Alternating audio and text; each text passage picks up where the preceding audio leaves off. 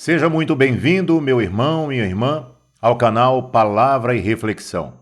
Como o nome do canal já diz, nossa proposta é trazer para você, à luz da Palavra de Deus, reflexões que nós possamos nos debruçar, possamos meditar, não para querer ser mais conhecedores, mais sábios, mas para partilhar conhecimento. Nosso tema de hoje, ele talvez levante alguns questionamentos, mas de antemão eu já quero deixar muito claro para você que me vê e me ouve que não temos o propósito de defender uma ou outra denominação. Vamos apenas apresentar os fatos como eles são, para que a partir daí possamos, como já dito, iniciar uma reflexão, uma meditação em torno desta palavra que será colocada aqui, à luz da Bíblia Sagrada. Daqui a pouco vamos colocar algumas citações aqui para que você possa já separar aí papel e caneta também para fazer suas anotações, suas considerações. E é claro, vou pedir a você também que deixe o seu like, faça a sua inscrição se você ainda não é inscrito em nosso canal, para que o canal possa crescer cada vez mais, se desenvolver e produzir conteúdos como esses. Conteúdos relevantes para que te auxiliem na sua formação. Não sou doutor, não sou professor, mas apenas uma pessoa que quer partilhar um pouco daquilo que acha que sabe. Espero que você tenha um bom proveito neste conteúdo. Faça a sua inscrição, caso não tenha feito ainda, se você puder, para ajudar o canal. O YouTube, com isso, vai entender que quando há respostas favoráveis que possam estimular a continuação do canal, então o YouTube naturalmente vai manter o nosso espaço aqui. Gostaria que você separasse aí na sua Bíblia estas referências que serão colocadas aqui agora ao lado. Vou dar um tempinho para que você possa pegar papel e caneta e anotar essas referências, porque em cima delas a gente pretende trabalhar essa mensagem que será colocada aqui. Vamos falar sobre imagens. Quando falamos em imagens, especialmente lembramos dos católicos, dos irmãos católicos, e entram vários debates em torno deste tema. Diversas situações, polêmicas até às vezes também, mas que, quando não muito bem explicadas, quando colocadas de uma forma entre meias verdades, acabam justamente por levantar questionamentos, levantar dúvidas e, se não bem explicadas de forma especial, por alguém que tenha capacitação para dialogar de forma aberta, clara, de forma a não querer convencer, fazer proselitismo. O que é proselitismo? É justamente querer defender a sua fé, mas denegrindo a fé do outro. E não é esta a nossa proposta aqui. Nós queremos apenas trazer luz com a base na palavra de Deus, exatamente para que você possa também formular suas conclusões. Não queremos usar a palavra de Deus para atacar quem quer que seja. Portanto, que isso fique muito bem esclarecido aqui neste ponto. Bom, eu quero pegar com você, na Bíblia, vamos abrir lá em Êxodo, capítulo 20, a partir do versículo 1 até o versículo 17, mas de forma especial, os versículos 3 e 4. Este conteúdo, esta passagem, infelizmente, ela, durante muito tempo, e talvez hoje ainda seja, utilizada por muitos irmãos evangélicos, não católicos, para atacar os católicos, dando conta de que não se pode fazer imagens e que Deus proíbe e que Deus condena. Então, quando nós abrimos o livro de Êxodo, no capítulo 20, vamos lá especialmente para o versículo 3. São muitos versículos para que possamos meditar. Mas vamos pegar apenas alguns. Não que queiramos pinçar aqui alguns trechos em detrimento de outros, mas para que você possa formular a sua opinião também, se você tem dúvidas sobre este tema. Diz a palavra: não terás outros deuses diante de minha face. Não farás para ti escultura, nem figura alguma do que está em cima, nos céus, ou embaixo, sobre a terra, ou nas águas, debaixo da terra. Não te prostrarás diante delas e não lhes prestarás culto. Eu sou o Senhor, seu Deus, um Deus zeloso, que vingo a iniquidade dos pais nos filhos, nos netos e nos bisnetos daqueles que me odeiam. Mas uso de misericórdia até a 1000ª geração com aqueles que me amam e guardam os meus mandamentos. Bom, tivemos aqui esse trecho dos 10 mandamentos, já virou até novela, né? E aqui Deus é muito claro. Não façam para vocês imagens. Porém, nós somos convidados a nos questionar a partir de que situação o Senhor está fazendo essa condenação. Nós precisamos nos ambientar no Egito daquele tempo, mais de 2500 anos antes de Cristo, se assim posso colocar. Naquela época, os egípcios tinham costumes pagãos e eles adoravam vários ídolos. Eles poderiam pegar um objeto qualquer e ter aquele objeto como se fosse um deus, na mentalidade, na visão deles.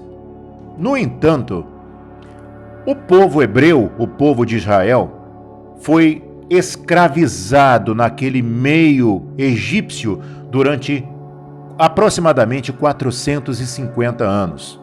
Ora, é natural que naquele período, naquele ambiente onde o povo hebreu estava sendo escravizado, ou seja, estava sendo obrigado a fazer trabalhos forçados, dia, noite, madrugada, não tinham sequer a oportunidade de ter um momento com seus filhos, com seus familiares. Ou seja, eles não eram donos de si mesmos. Eles eram como que, entre aspas, domesticados pelos egípcios, que estavam ali o tempo inteiro no encalço deles. Então não sobrava muito tempo para que o povo hebreu pudesse praticar a sua fé. A fé num Deus verdadeiro e vivo, Javé ou Jeová, conforme a sua denominação orienta que você chame a Deus, o Criador. Então, uma comparação meio tosca, meio chula, mas para que serve para você fazer uma breve análise, é como você analisar o trabalho de um funcionário da rede municipal de água e esgotos. Quando este funcionário entra para fazer um serviço de manutenção dentro da galeria de esgotos, pergunto a você, será que ele sairá daquela galeria cheiroso, perfumado? Ou será que ele vai conter, por mais que ele não encoste em ambientes fétidos, será que ele não sairá com um mau cheiro por todo o seu corpo? O que se quer dizer com isso?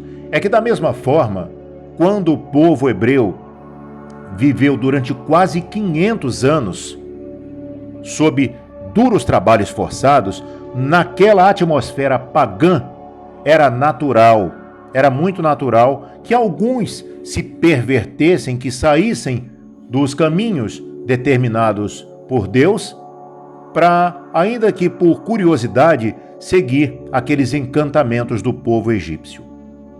Bom, quando Deus, já tendo libertado o povo através de Moisés, que viveu escravizado durante séculos nesse meio pagão, era natural que Deus colocasse ali as suas normas, as suas doutrinas, os seus dogmas, para que o povo recém-liberto do Egito passasse a comungar daquele novo momento que estava começando na vida deles. Era uma vida nova que estava se iniciando. Afinal, a partir dali, eles caminhariam rumo à terra prometida. Então, nada mais justo do que doutrinar, disciplinar aquele povo que veio trazendo consigo alguns costumes pagãos. E por conta disso, foi instituído o Decálogo, ou seja, os 10 mandamentos. Decálogo são os 10 mandamentos que Deus instituiu e fez a inscrição em 2 tábuas de pedra, aquelas tábuas de uma imagem clássica que nós vemos nos filmes, Moisés descendo lá o Monte Sinai ou Monte Horebe, como você queira chamar, são o mesmo lugar. Moisés descendo ali com as tábuas da lei, escritas pelo próprio Deus, escritas mesmo na pedra, não é? Alguns filmes ilustram que é como se saíssem fagulhas ali, como se fosse representando a mão de Deus, escrevendo os 10 mandamentos, que são justamente esses que você acompanha em Êxodo capítulo 20. E aí Deus faz essa proibição, para que, voltando aqui ao versículo 3, não terás outros deuses diante de minha face. Ele fala isso justamente para que o povo não se pervertesse da mesma forma que era a perversão acontecida lá no Egito Antigo. Mas algumas curiosidades. Note que 5 capítulos depois, ainda no livro do Êxodo, nós vamos analisar aqui a passagem da Arca da Aliança. A Arca da Aliança, vamos falar aqui numa linguagem bem simples para que todos possam compreender, era como se fosse um baú com diversos ornamentos ali ao redor, e na tampa deste baú, entre aspas, haveria as imagens de 2 querubins com as asas voltadas um para o outro, os 2 olhando para o centro da arca. Detalhe, estas imagens de querubins de ouro, o próprio Deus mandou que fossem feitas, para que, segundo ele, como é dito aqui no capítulo 25, a partir do versículo 18, aqui o próprio Deus é quem fala: farás 2 querubins de ouro e os farás de ouro batido nas 2 extremidades da tampa, um de um lado e outro de outro, fixando-os de modo a formar uma só peça com as extremidades da tampa. Terão esses querubins suas asas estendidas para o alto e protegerão com elas a tampa, sobre a qual terão a face inclinada. Colocarás a tampa sobre a arca e porás dentro da arca o testemunho que eu te der, ou seja, os 10 mandamentos, aquelas tábuas com os 10 mandamentos escritos.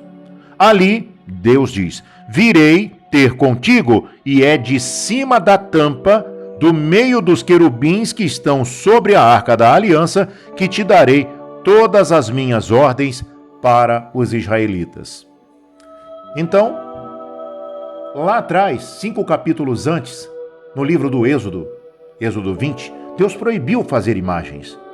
Já no Êxodo capítulo 25, Deus está mandando fazer imagens. E há outras passagens na Bíblia, tanto a Bíblia católica quanto a Bíblia evangélica ou protestante, a mesma passagem, talvez com alguma palavra diferente, mas com o mesmo sentido. Por exemplo, na edificação do Templo de Salomão. Aí já vamos até o livro de 1 Reis, primeiro livro dos Reis, capítulo 6. Como são diversos versículos que falam insistentemente ali da fabricação de querubins de oliveira, madeira, de oliveira, e foram revestidos de ouro, querubins com até 5 metros de altura aproximadamente, de modo que um tocava com as asas na ponta da asa do outro. E esses querubins perfilavam os arredores internos, o interior e também o exterior do Templo de Salomão, como figuras de leões, figuras de touros, de frutas, de flores e outras mais, que Deus fez com que fossem construídas. o próprio Deus ainda dá o aval, dá a permissão, dá a autorização para que Salomão, juntamente de seus subalternos, de seus subordinados, pudessem fazer a construção. Então, as referências ficarão aqui na tela para que você possa também anotar, fazer suas pesquisas e tirar suas próprias conclusões. Ora, quando a gente fala das imagens, então precisamos ter uma cautela muito grande quando nos referimos aos católicos, para que não provoquemos discórdias, para que não provoquemos desavenças, porque não é isto que Deus quer.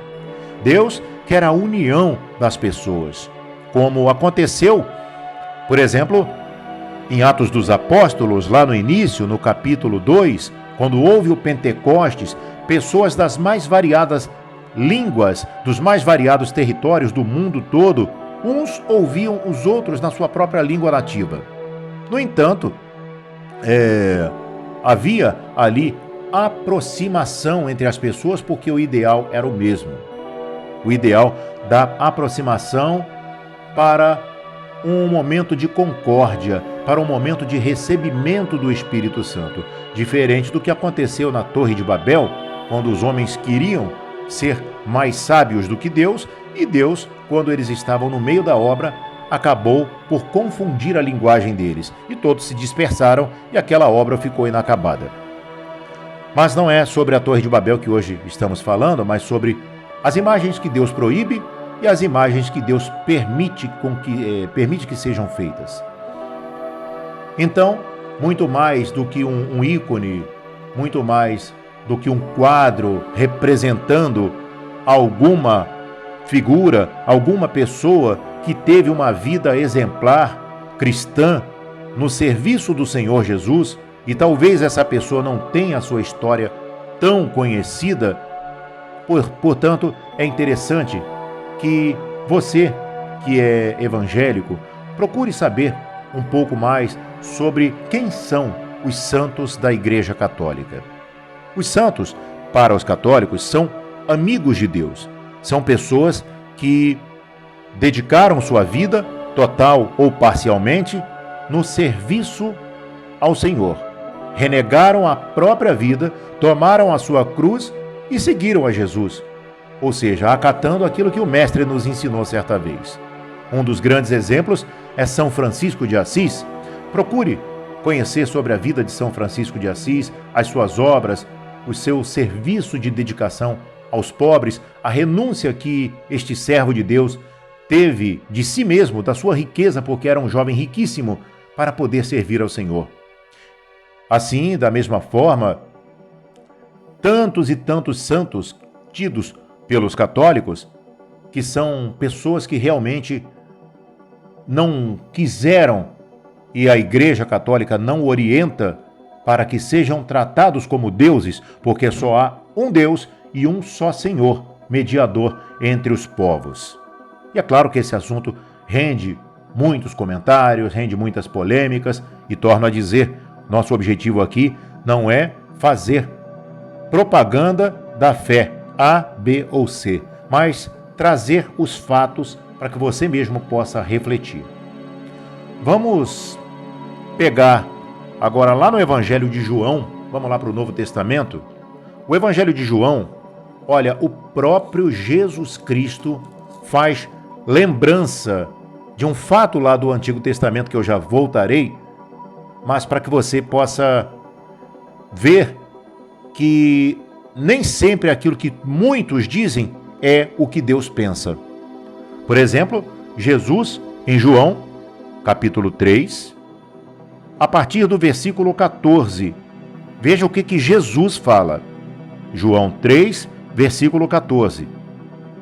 Como Moisés levantou a serpente no deserto, assim deve ser levantado o Filho do Homem, para que todo homem que nele crer tenha a vida eterna.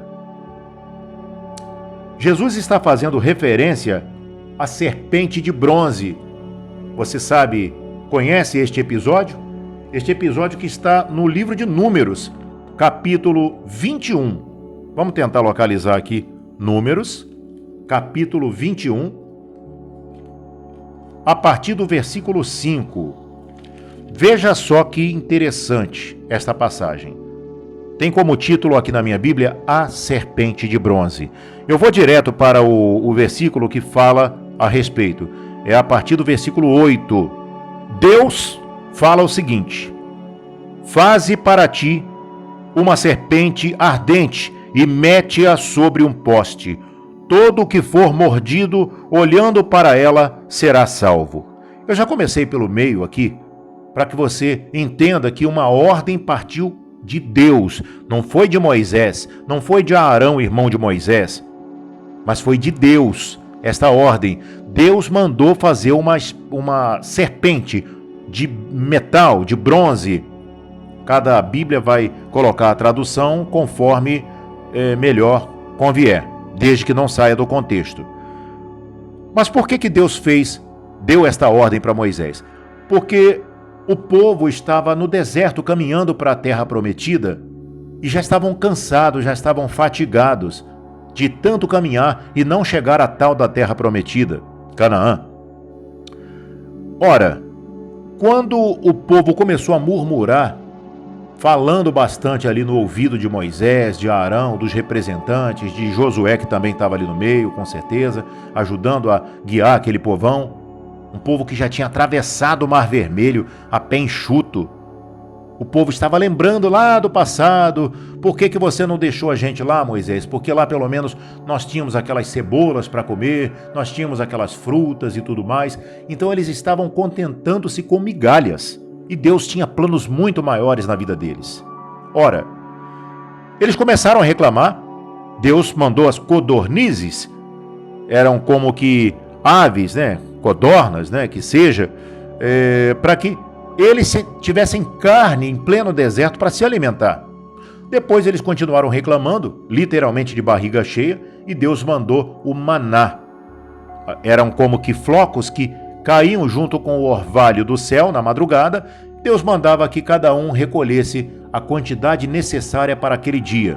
Quem fizesse diferente disso, quem pegasse muito mais do que daria para se saciar, o que sobrasse, o que estivesse em excesso, apodreceria no dia seguinte, como de fato aconteceu, a menos que fosse da sexta para o sábado, devido à tradição judaica que eles tinham de reservar porção dobrada para que no sábado não fizessem nenhum outro trabalho a não ser servir ao Senhor. Então, nos demais dias, se eles guardassem quantidade dobrada, apodreceria o excesso. Então chegou um momento que o povo começou a reclamar daquele pão de miséria, como eles vão dizer. Vamos tentar achar aqui a expressão correta que está colocada aqui na Bíblia. Diz assim, a partir do versículo 5. Por que, diziam eles, nos tirastes do Egito para morrermos no deserto onde não há pão nem água? Estamos enjoados desse miserável alimento. Ora, imagina você dar um presente para alguém e a pessoa desfazer na sua frente, na sua presença daquele presente. Eu não preciso disso, eu tenho dinheiro para comprar o que eu quiser, não preciso das suas migalhas. Como é que você vai se sentir diante de uma situação dessa? Muito mais Deus, nosso Criador, que de todo o coração, com todo o amor, deu o alimento para que seu povo não perecesse, e o povo começou a chamar aquele alimento, o maná, de alimento miserável. Por isso Deus mandou fazer a serpente de metal, a serpente de bronze, para ser colocada num poste alto. E todos esses falastrões, linguarudos, que foram picados por serpentes venenosas, eles pereceram, muitos deles pereceram, e os que sobreviveram ficaram com medo, correram para Moisés, se arrependeram e pediram perdão, suplicaram por uma cura. Deus manda fazer essa serpente, colocando num poste alto, e todo o que picasse, segundo a ordem de Deus, todo o que fosse picado, melhor dizendo, e olhasse para a serpente de bronze, ficaria curado. Assim de fato aconteceu. Ora, mais uma vez nós temos um caso, no próprio Antigo Testamento, em que Deus manda fazer imagens. Deus aprova, não só aprova, mas diz como deve ser o procedimento. Quem for picado e olhar para a serpente de metal ficará curado. Isso para que o povo tivesse uma obediência, uma submissão ao Deus Todo-Poderoso, ao Deus Altíssimo. E através de Moisés, isso tudo foi cumprido. Ora, o assunto é muito amplo, meus irmãos, minhas irmãs. Para que o vídeo não se estenda ainda mais, nós vamos deixar as referências aí no final, mais uma vez, para que você possa tomar nota, dê pausa aí no vídeo se for o caso e pesquise, anote, não tenha medo de grifar, de riscar, de escrever na sua Bíblia, para que você marque também a sua própria Bíblia, a sua palavra de Deus, e tenha ali uma personalização sempre que você precisar buscar referências como essas que hoje nós apresentamos aqui. Tem muitas outras ainda que eu gostaria de colocar, muitas outras mesmo, mas de antemão você pode meditar no primeiro livro de Reis, capítulo 6, leia ele inteiro para que você tenha um entendimento mais amplo, bem como o livro de Êxodo, capítulo 20, que traz essa clássica proibição das imagens, não farás para ti esculturas e tudo mais. Isso é ressoado também em Deuteronômio, capítulo 5, que traz versículos bem semelhantes. Além do Evangelho de João, capítulo 3, onde o próprio Jesus Cristo se apropria desta imagem que eu acabei de falar para você agora, da serpente de bronze. Então, com isso, nós queremos deixar claro que não é sadio, não é justo dizer, por exemplo, que os católicos adoram imagens, que se prostram diante de imagens, e como praticante da fé católica que sou, mas não estou aqui para simplesmente defender a fé da qual eu faço parte, mas para dar um abraço carinhoso, um abraço fraterno dos irmãos evangélicos que vierem a assistir este vídeo também, para que não tenhamos conclusões precipitadas antes de analisarmos o texto e o contexto daquilo que de fato nos é apresentado, daquilo que nos é colocado. Porque a partir do momento em que você permite que os ensinamentos que foram talvez limitados a alguns versículos, que você permite que esses ensinamentos sejam atualizados, certamente você vai ter uma visão ainda mais ampla. E aí, a comunicação entre católicos e evangélicos, ela tende a ser cada vez mais facilitada. Muito embora, nós saibamos que ninguém será salvo pela denominação a qual faz parte. Jesus fala abertamente: nem todo aquele que me diz Senhor, Senhor, entrará no reino de Deus, mas o que faz a vontade do Pai que está no céu. E fazer a vontade do Pai, meu irmão, minha irmã, vai muito além de fazer parte da denominação A, B ou C. Porque, a bem da verdade, nós somos limitados. A igreja é formada por um povo santo e pecador. Santo porque é chamado por Deus à santidade, e pecador porque tem as suas limitações. Então, nada melhor do que termos a humildade de admitir que somos falhos, estamos em constante aprendizagem. E juntos promoveremos um mundo mais fraterno, mais justo, a partir do momento em que nós renunciarmos aos nossos egoísmos, aos nossos achismos, aos nossos caprichos pessoais e possamos juntos fazer aquilo que Deus quer. Vamos juntos agora, para encerrar esse momento, fazer uma oração, pedindo ao Senhor que faça com que uma chuva de bênçãos venha sobre cada um de nós, para que o Senhor ilumine as mentes que estão obscurecidas, as mentes que têm o conhecimento obscuro, e que a plenitude da verdade venha a fazer parte de suas vidas, porque a verdade cura, salva e liberta.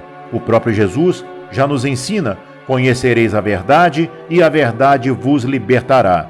Então, Pai querido, Pai amado, nós te pedimos que a tua verdade, tão somente a tua verdade, penetre as nossas mentes, os nossos corações, para que possamos promover a concórdia entre os irmãos, independentemente da sua denominação e até mesmo aqueles que não professam nenhuma fé, mas que nós os respeitamos e nós os amamos porque o Senhor antes os ama, não importa que lado eles escolheram seguir.